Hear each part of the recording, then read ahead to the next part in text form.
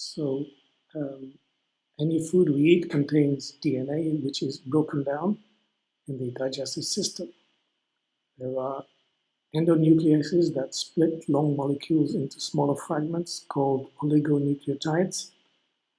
And these oligonucleotides are broken down from the ends by an exoenzyme. So it breaks off one molecule at a time, and this releases nucleotides. And that enzyme that does that is phosphodiesterase. Pepsin here is an endonuclease.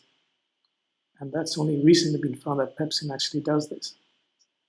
And then the nucleotides are broken down into free bases by nucleoside phosphorylase. So the end result of this is you break down DNA and you get a mixture of all of the nucleotides and free bases. And some of these are absorbed, and those that are absorbed, from what is absorbed, the free bases can be salvaged. And the salvaging of the free bases is a fairly straightforward process. You have a base that's phosphorylated from a nucleoside, and that in turn is used to form a nucleotide. So the attachment of ribose occurs here, and the attachment of the phosphate occurs here. So this is an example of the salvaging of free uracil. So uracil would react with ribose 1-phosphate. The enzyme would be uridine phosphorylase to form uridine and form our phosphate group here. And this is a reversible reaction. And uridine kinase would now convert uridine to UNP. It would phosphorylate it.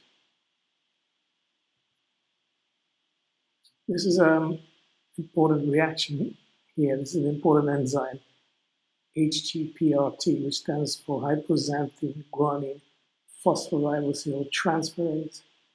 Catalyzes these two reactions here, where GMP and IMP are formed from guanine and hypoxanthine by the addition of ribose from this activated PRPP. Another enzyme, adenine phosphoribosyltransferase, APRT, catalyzes the conversion of adenine to AMP. I'll now go on to say why this reaction here is important. It's important because the lack of that enzyme causes Lesch-Nyhan Syndrome. It is characterized by neurological and behavioral abnormalities, self-mutilation, for example, the biting of fingers, toes, and lips. And there's an overproduction of uric acid that causes arthritis. The arthritis is caused by crystals of uric acid depositing in the joints, which causes sharp pains. And also the uric acid crystallizes and forms kidney stones and bladder stones.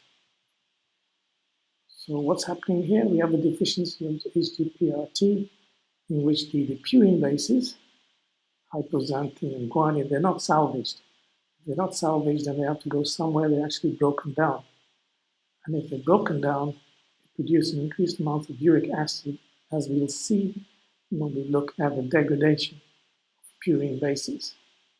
So this is the enzyme that's missing. And these are the reactions that it catalyzes.